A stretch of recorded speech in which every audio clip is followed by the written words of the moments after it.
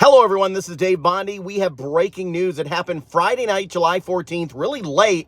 An explosion at a Dow chemical facility in Louisiana. Go ahead and subscribe to my page. I quit the mainstream media after 25 years because I was sick of the narratives, and now I'm just giving you the information. I'm not telling you how to think. So take a look right here. Dow Chemical in Louisiana. There was an explosion reported. No injuries reported. A shelter-in-place advisory was in place for people there. So you may want to go ahead and look at your local media to see what the situation is now. The cause of this explosion, not yet known.